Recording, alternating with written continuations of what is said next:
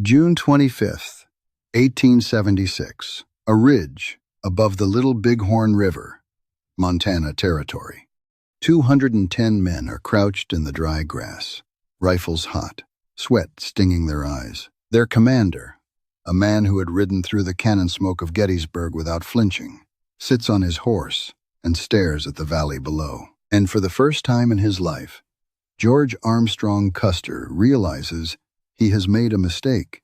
He cannot survive. The enemy is not a few hundred warriors. It is thousands. Thousands of men who know this land the way Custer knows nothing. Men who have been waiting. Men who have already seen this moment in a vision. And the reinforcements Custer requested? They are not coming. Not in time. Within the hour, every single one of those 210 soldiers will be gone. But here is what the history books almost never tell you. This was not just a battle. This was the final consequence of decades of broken promises, stolen land, and a government that pushed an entire people until they had absolutely nothing left to lose. And when you understand what led these warriors to that river, you will never see this story the same way again. Welcome to Frontier Uncensored. I'm your host, Dustin, and today we are diving into one of the most dramatic and misunderstood moments in American history, the Battle of the Little Bighorn, also known as Custer's Last Stand. If this is your first time here, hit that subscribe button and stay close, because we are going deep. Let's get into it. To understand what happened on that ridge in June of 1876, you have to go back, way back, because the battle itself lasted less than an hour. But the story that created it took decades to build, layer by layer, like pressure beneath the earth, until the explosion was inevitable. Before the Civil War, the Great Plains of North America were home to some of the most formidable and adaptable civilizations on the continent. The Sioux, the Cheyenne, the Arapaho, and dozens of affiliated tribes had lived on these lands for generations. The Great Plains stretch across what is today 10 American states and 3 Canadian provinces, a vast, wind-swept territory defined by sky, grass, and the rolling migrations of the American bison. The bison was not just food for these peoples. It was shelter, clothing, tools, ritual, and economy, all rolled into one magnificent animal. And then the Civil War ended. April of 1865. The guns go quiet, the Confederate Army surrenders, and the United States turns its attention westward. The country is broken, the economy is strained, and good farmland is scarce. Suddenly, the United States government starts looking at the Great Plains with very different eyes, not as someone else's home, as an opportunity. At first, the government tried diplomacy. They sent representatives to negotiate with the tribes, offering deals in exchange for land. The tribes refused. They were not being stubborn or difficult. They were being rational. The Great Plains were their home. Their ancestors were buried there. Their children were born there.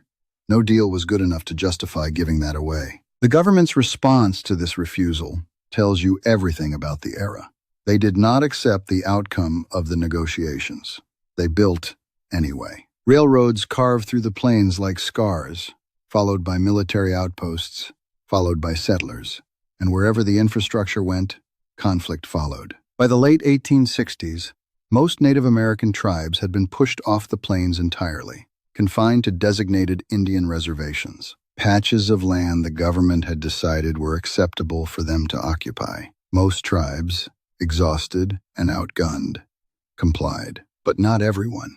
2 names stand above all others in this period: Sitting Bull and Crazy Horse, leaders of the Sioux Nation. And these 2 men represented something the United States government fundamentally failed to understand. They were not simply warriors. They were ideological opponents to an entire system of control. Sitting Bull, in particular, saw with extraordinary clarity what the reservation policy actually meant. It was not protection. It was containment. It was the government's way of keeping the Sioux people manageable, visible, and ultimately powerless. He refused. Crazy Horse refused. And they spent years rallying others to do the same. Now, here is something you need to sit with for a moment. Because the United States government's response to this resistance is one of the darkest chapters in the story. When they could not move the Sioux through negotiation, and when the sight of warriors refusing to comply began to feel like a threat, the government deployed a different kind of pressure. They targeted the bison. Think about what that means. Hundreds of thousands of bison, systematically eliminated from the region, animals that the Sioux needed for survival. This was not a side effect of settlement. It was deliberate policy, a calculated effort to destroy the economic and spiritual foundation of an entire people and force compliance through starvation. Hunters who attempted to protect the herds, regardless of age or gender, faced violent consequences from government-backed forces. By 1866, the violence was escalating on both sides. Sioux warriors, pushed to their absolute limit, had begun capturing and confronting United States officials responsible for the campaign against their way of life. Tensions had crossed a threshold that could not be walked back, and it was at precisely this moment that a particular officer arrives in the West, a man who would become the most famous and most controversial military figure of the frontier era. George Armstrong Custer, born on December 5, 1839, in New Rumley, Ohio. Custer was not just a soldier. He was a personality, a spectacle. He had graduated from West Point at the very bottom of his class, and then proceeded to distinguish himself in the Civil War in ways that almost no one expected. He fought at the First Battle of Bull Run. He was in the chaos of Gettysburg. He advanced from the rank of cadet to major general during the war, which was an almost unheard-of trajectory, and he did it through a combination of genuine bravery and an absolute refusal to back down from anything. The problem with a man like that is that the qualities that make him extraordinary on one battlefield can make him catastrophic on another. In 1866, Custer was assigned to the frontier, promoted to lieutenant colonel, and given command of hundreds of soldiers tasked with confronting Native American resistance. He achieved early successes, most notably against a Cheyenne village. But in those early engagements, Custer observed something that unsettled him. The Native American warriors were not fighting like Confederate soldiers. They used the terrain like an extension of their own bodies. They moved with a speed and a precision that conventional military tactics could not easily counter. Custer noted this. He recognized it, but whether he truly absorbed it, whether he let it change how he thought, is a question that the events of June 1876 would answer in the most definitive way possible. Now in 1868, something significant happened. The Fort Laramie Treaty. This agreement between the United States government and the Sioux Nation granted the tribe control over a substantial territory, including the Black Hills region in what is now South Dakota, as well as parts of Wyoming and Nebraska.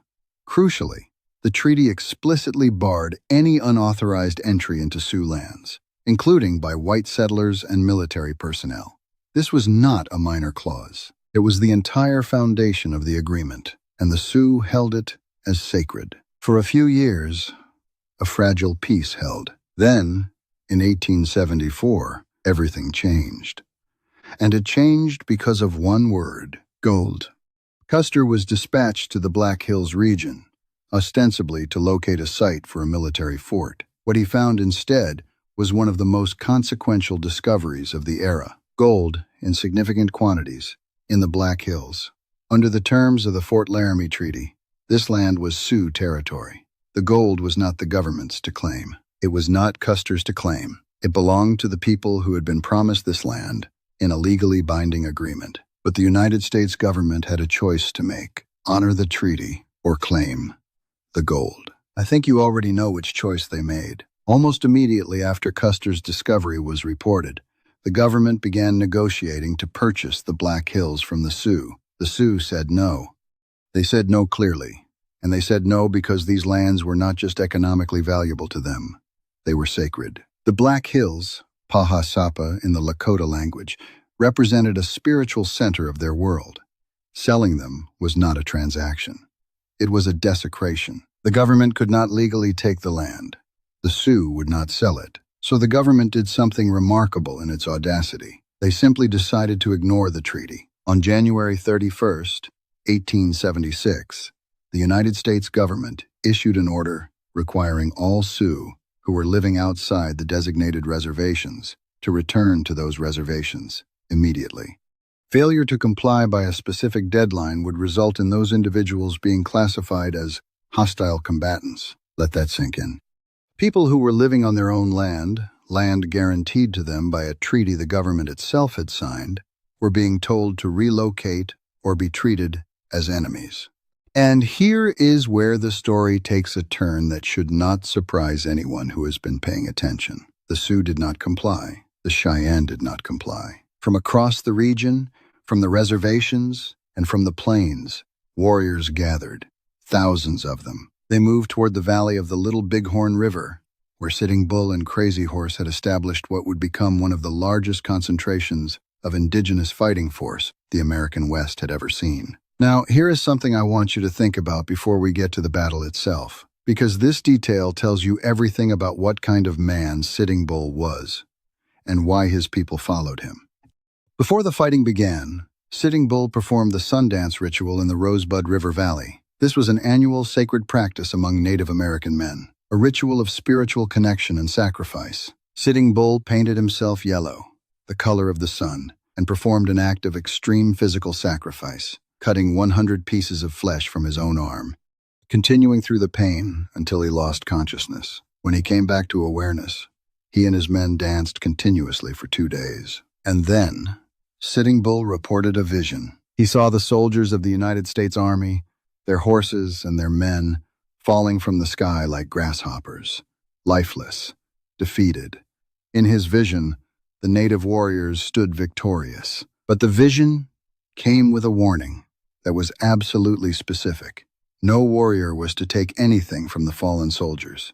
Not a weapon, not a possession, not a single item. To do so would bring catastrophe upon the entire Native community. That warning would matter more than anyone knew at the time. With roughly 7,000 warriors assembled across at least 7 camps along the Little Bighorn River, the Cheyenne positioned to the north, the Sioux to the south, with the Hunkpapa, the Brule, the Sanzark, the Santee, the Oglala, and 5 Arapaho fighters positioned between them. This was not a raiding party. This was an army. Armed not only with traditional bows, arrows, and tomahawks, but with Winchester, Henry, and Spencer rifles, modern weapons. A fighting force with superior numbers, superior knowledge of the terrain, and the kind of motivation that cannot be manufactured by any government or any general. These warriors were fighting for their children, their land, their future. The United States Army sent 3 separate commands to address the situation. General Alfred Terry led one column, Colonel John Gibbon led another, and the 3rd command went to Lieutenant Colonel George Armstrong Custer and his 7th Cavalry. The plan was a coordinated pincer movement. The different forces would converge on the native encampment from multiple directions simultaneously, cutting off any retreat and forcing the warriors into submission. On paper, it was strategically logical. In practice, it required careful timing, accurate intelligence, and commanders who would stick to the plan. On June 25, 1876, Custer's scouts located the native encampment. And here is where the fatal sequence of decisions begins. Custer sent word back to the main army that he had found the camp and requested reinforcements. The order he received back was clear. Encircle the camp, hold position, wait for backup. Custer did not wait. Whether it was impatience, ambition, a fear that the warriors would scatter before he could engage them, or simply the personality of a man who had made his career on audacity, Custer decided to attack immediately, without waiting for reinforcements. With the forces he had on hand, roughly 600 men, divided into 4 groups. He assigned one group of approximately 50 men to guard the supply lines. He placed Major Reno in command of a 2nd group, tasked with attacking from the south. He sent Colonel Benteen with a 3rd group to scout the southwest and cut off any escape routes. And Custer himself led approximately 210 men northward, planning to strike from the north, while Reno hit from the south. The plan was reasonable in theory. It fell apart in contact with reality almost immediately. Reno's force of roughly 100 soldiers initiated the southern attack and ran into something Custer had not anticipated. Not a surprised, disorganized camp scrambling to respond. A fully prepared fighting force that had been waiting armed and ready. The native warriors rallied within moments. A warrior known as White Thunder led a coordinated counterattack, maneuvering his men to encircle a small hill behind Reno's position, pressuring both flanks simultaneously. And then, Crazy Horse arrived with reinforcements. Reno's soldiers, outnumbered and now flanked, made the only rational choice available to them. They retreated uphill, reorganizing at a position that would later be called Reno Hill. They left at least 30 of their men behind. Meanwhile, Custer was riding north. He came upon the Cheyenne camp and noted that it was largely occupied by women and children. He divided his forces further, sending 2 companies west to attempt to relieve the pressure on Reno. The remaining soldiers pressed on with Custer, searching for a crossing point on the river that would allow them to engage from the north. They never found it, because on the other side of the river, Crazy Horse was making a decision that would define the battle. He did not stay to defend the camp. He took a large force of warriors and rode to the midpoint of the encampment, positioning himself between the camp and the direction Custer was moving. He had understood the strategy, and he was dismantling it in real time. At the same time, White Thunder's warriors moved eastward along the southern bank of the river, picking up more fighters from concealed positions in the tall grass. And a significant force of native soldiers advanced toward Reno and Benteen simultaneously, driving them to higher ground and pinning them in place. Custer's army was isolated. Think about that geography for a moment. Reno's force is pinned on the hill to the south. Benteen's men are held in place. The supply group is nowhere near the fight, and Custer's 210 men are on a ridge to the north, with no support coming, no retreat route clear, and thousands of warriors converging from multiple directions. Crazy Horse executed the encirclement with the precision of a general who had studied the terrain for years. Because he had. He attacked through Custer's first defensive line, then his second. The soldiers retreated to higher ground. Custer ordered a portion of his men to face the warriors coming from one direction while he attempted to organize a defense against the approach from another. It was not enough. The casualties among Custer's men climbed with devastating speed. The defensive positions crumbled, and somewhere on that ridge, amidst the smoke and the chaos and the collapse of everything he had built his reputation on, George Armstrong Custer was struck by 2 rifle rounds. He did not survive. Within the span of less than 1 hour, every single one of the 210 soldiers under Custer's direct command had perished. It was one of the most complete military defeats in United States history. The soldiers who had escaped earlier with Reno's group watched from the distance, from Reno Hill, as the final moments played out below them. They saw the warriors moving across the battlefield, and they saw something that would haunt them for the rest of their lives. The warriors, in the immediate aftermath of the fighting, began taking items from the fallen soldiers, weapons, possessions. Sitting Bull's warning, the warning that had come with the vision of victory, the specific prohibition against taking anything from the fallen, was broken. Whether those warriors knew it in the moment, whether the warning had been communicated to every single person in a camp of 7,000, we cannot know. But the taking of those items was real, and what followed was also real. The reinforcements under General Terry arrived. The native forces, having achieved an extraordinary military victory, withdrew. They returned to the reservations, to the lands they had come from. The battle was over. The consequences were not. The United States government, humiliated by the scale of the defeat, responded with overwhelming force. Military campaigns intensified across the region. The Black Hills were claimed regardless of the treaty. The Sioux and Cheyenne were pursued relentlessly. Sitting Bull eventually fled to Canada. Crazy Horse was captured and met his fate under deeply controversial circumstances within a year of the battle. The way of life that had brought 7,000 warriors to the Little Bighorn was systematically dismantled in the years that followed. And the gold in the Black Hills? It was mined. The United States made billions from that land. The Fort Laramie Treaty, the legally binding agreement that the government itself had signed, was effectively discarded. The United States Supreme Court later ruled, in 1980, that the seizure of the Black Hills had been illegal and awarded the Sioux Nation over $100 million in compensation. The Sioux refused the money. They wanted the land. 9. They still do. So what do we make of all this? What does the Battle of the Little Bighorn actually mean? more than 140 years later. George Armstrong Custer has been portrayed in a dozen different ways across the decades. A hero, a martyr, a reckless gambler, a symbol of manifest destiny. The reality, as always, is more complicated than any single portrait. He was a genuinely skilled military officer who made a catastrophic tactical error, partly born of arrogance and partly born of incomplete information about what he was walking into. He chose to attack before his reinforcements arrived, and that choice cost 210 men their lives. But Sitting Bull, Crazy Horse, White Thunder, and the warriors who assembled at the Little Bighorn were not villains in this story. They were not aggressors. They were people who had been pushed to the edge of survival, whose land had been taken, whose treaty had been broken, whose animals had been slaughtered, whose children had been confined, and who made one final stand against a force that had decided their existence was inconvenient. Looking at the evidence, do you think they had a real choice? When every negotiation failed, when every treaty was violated, when the means of survival were deliberately targeted, what options were left? Let me know in the comments. I genuinely want to know how you see it, because that question is not just about 1876.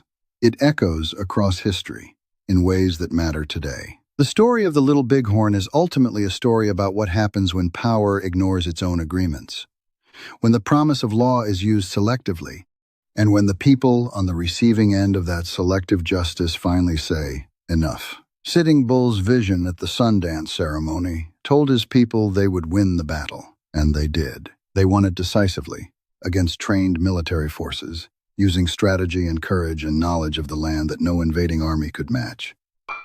But the vision also carried a warning about what would happen if the victory was handled without discipline and restraint. And that warning, however it played out in the aftermath, speaks to something profound about leadership and consequence. The Sundance ritual that Sitting Bull performed that day, the one that gave birth to the vision of victory, is still practiced today. It endures as a living tribute to his legacy, a reminder that the people of the Little Bighorn were not simply characters in an American frontier story. They were, and are, a civilization. The Little Bighorn battlefield is a national monument today. Both the United States soldiers and the Native American warriors who fell there are honored on its grounds. It took a long time, far too long, for that balance to be achieved. For most of the 20th century, the monument was a tribute almost exclusively to Custer's men. The warriors who defeated them were barely acknowledged. That has changed. Not entirely, but enough to mark a shift in how a nation is beginning to reckon with what actually happened in that valley. The gold rush into the Black Hills, the deliberate destruction of the bison herds, the Jan 31st ultimatum, the broken Fort Laramie Treaty. These are not footnotes to the Battle of the Little Bighorn. They are the battle. The fighting on that ridge was the final hour of a conflict that had been building for decades, a reckoning for choices made in Washington, D.C., in Army command tents, and in the hearts of men who decided that a treaty was only binding when it was convenient. George Custer did not die because of bad luck on a Montana ridge. He died because he led 210 men into a situation that the United States government had been constructing for years. A situation where a people with everything to fight for and nothing left to lose were waiting with 7,000 warriors, rifles, and a vision from a medicine man who had already seen how the day would end. And they had. That is, the Battle of the Little Bighorn. That is, Custer's last stand. Not just a military defeat, but the most visible moment of a national reckoning that, in many ways,